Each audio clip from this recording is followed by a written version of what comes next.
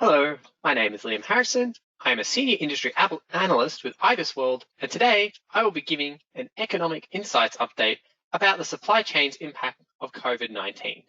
This will include a deep dive into the Australian economy with some cross-country comparison to New Zealand.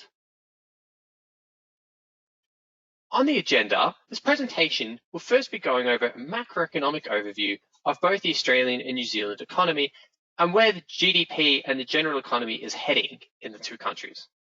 Next, an overview of the supply chain and how each industry is interlinked to one another and how any economic conditions affecting one industry may flow down into another.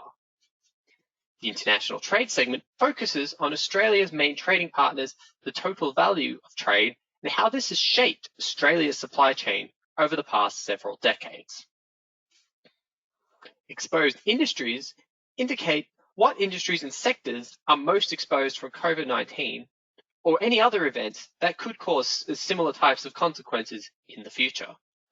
Finally, the future of the domestic supply chain segment discusses how the consequences of COVID-19 may impact the supply chain going forward and what could be done in the future to mitigate the effects of these outlier events.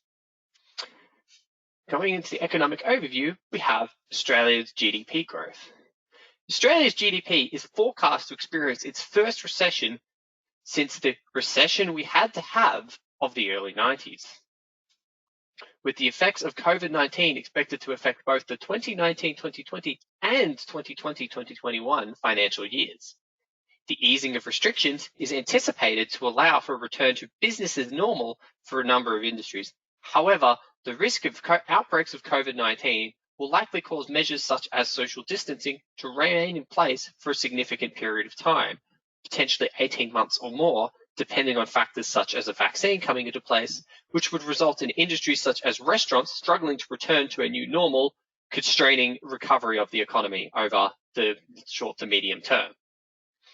By contrast, New Zealand's GDP is forecast to grow 1.5% in 2019-2020 before sharply falling in 2020-2021 by 3.9%. However, this is not a like-for-like comparison. This is principally due to New Zealand's financial year, which ends in March, compared to Australia's June financial years. Consequently, Australia is expected to feel the impact of COVID-19 over the two financial years previously stated, while New Zealand's impact is projected to be concentrated only in a single financial year, with recovery expected by 2021-2022. Moving on to an overview of the supply chain. The economic supply chain, as defined using the Australia and New Zealand Standard Industrial Classification System, or ANZIC, is an complex web of interconnected industries.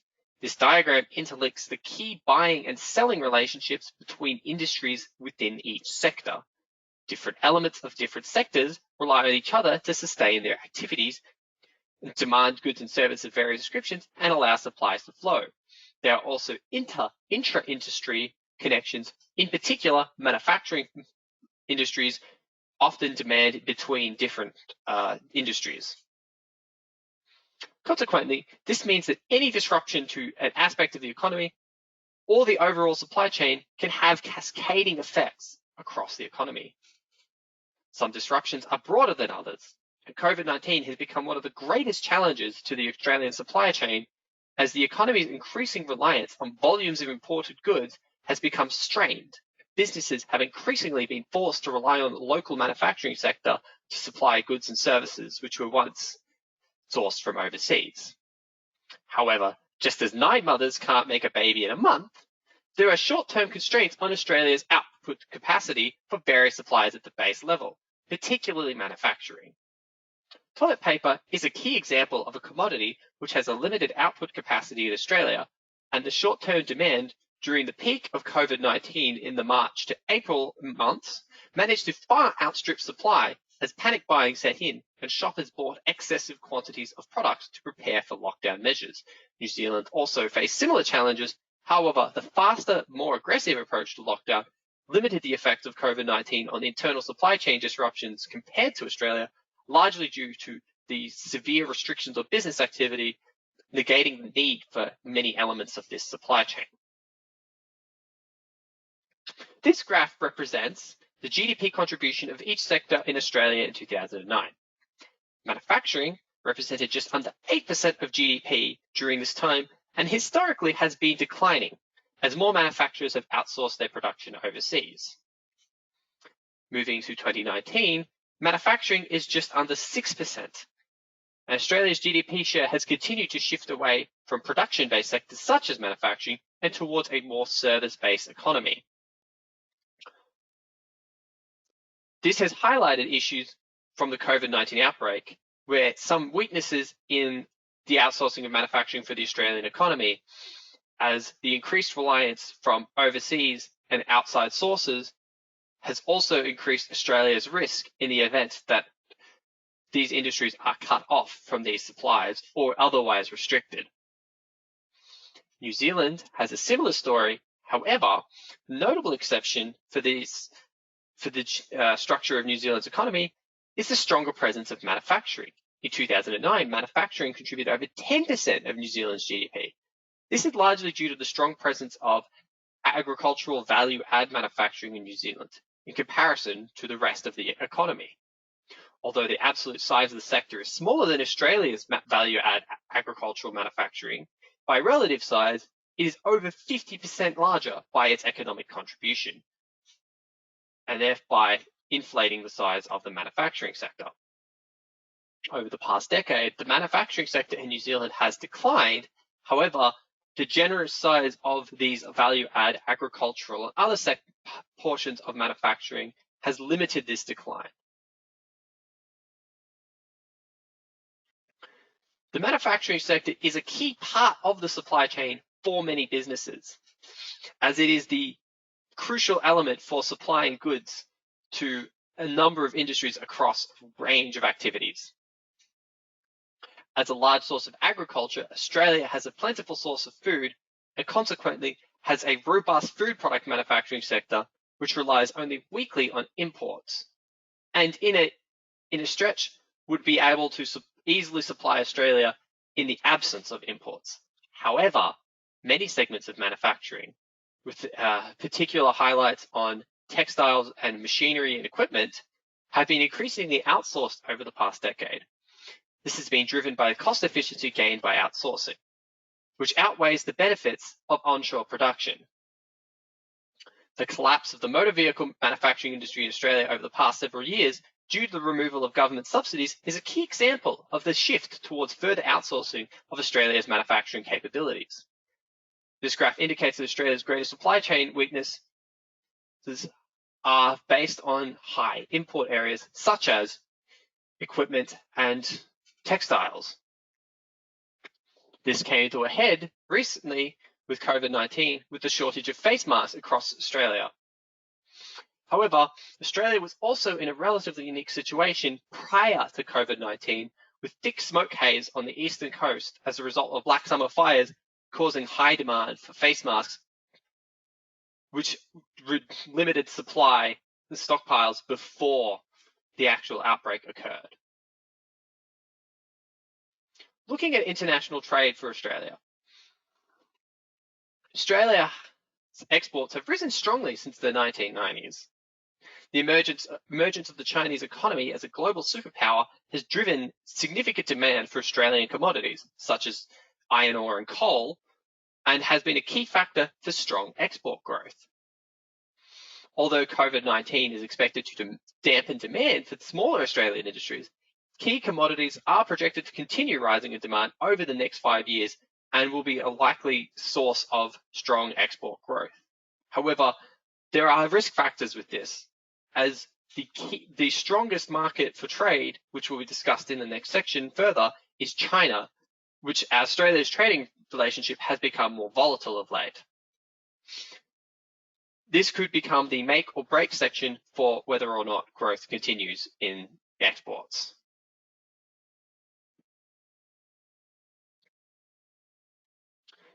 For exports, for the year 2020, March 2020, China was by far the largest export destination for Australian goods, with nearly 40% of total goods sent to China. This makes Australian exports highly exposed to the Chinese economy. Other areas with high exposure include Japan and South Korea, and to a lesser extent, United Kingdom and United States. Looking at some of these economies, Japan is only expected to be moderately affected by COVID-19 at this stage, as although lockdown restrictions have been not as severe as other places, so far COVID-19 has not spread severely. However, other underlying economic issues are still present in the country, which is likely to cause severe reduction in demand.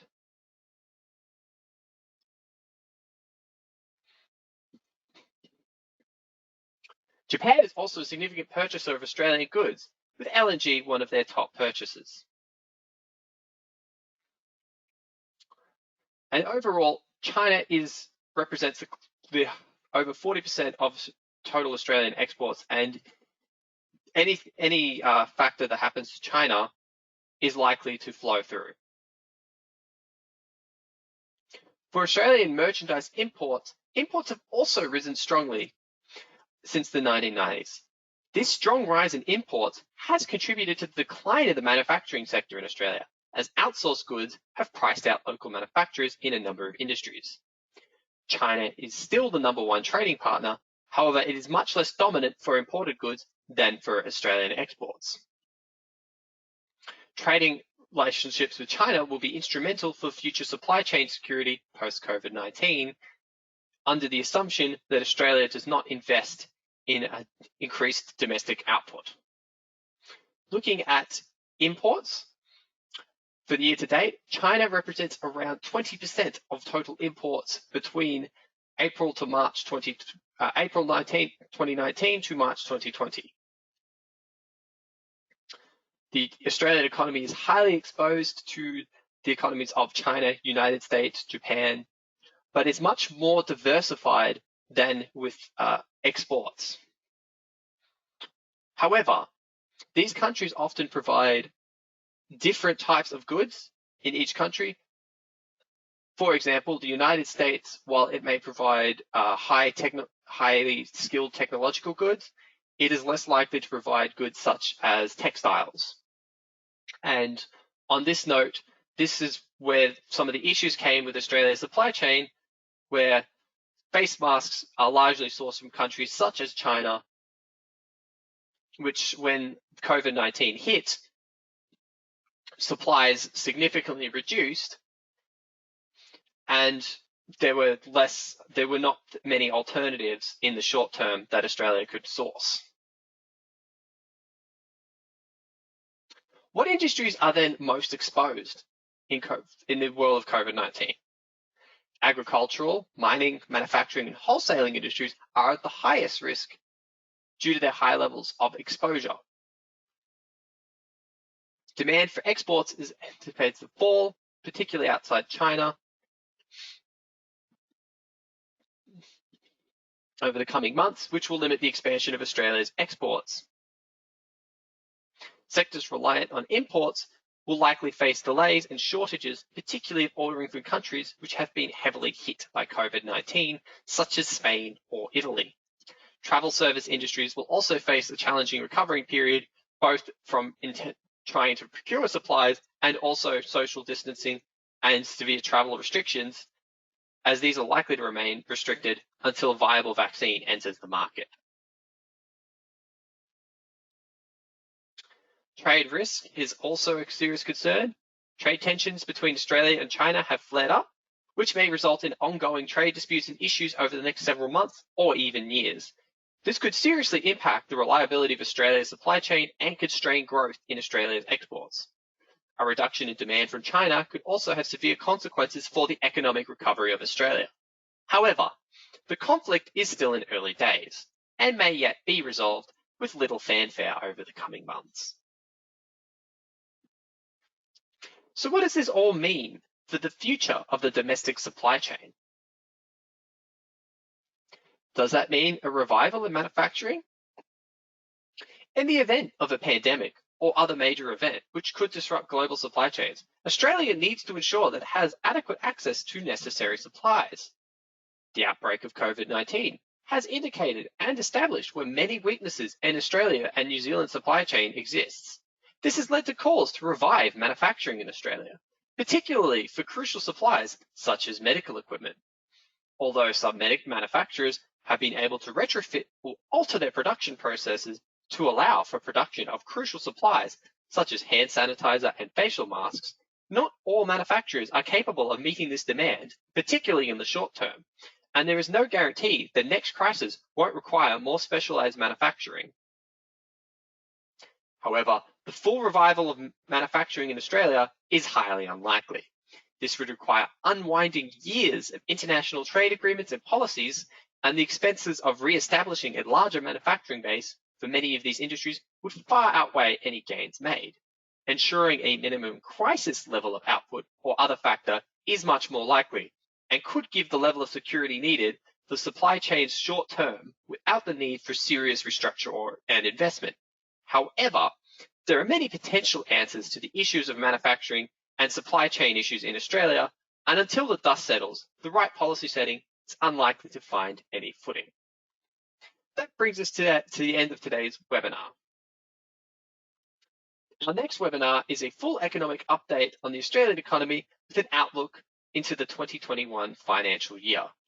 If you would like more content we've produced about COVID-19, we have a dedicated page on the My IBISWorld platform. In particular, the new COVID-19 exposure tool can give a deeper dive into the supply chain exposure of industries and other factors relating to COVID-19 exposure. Thanks again for your time today.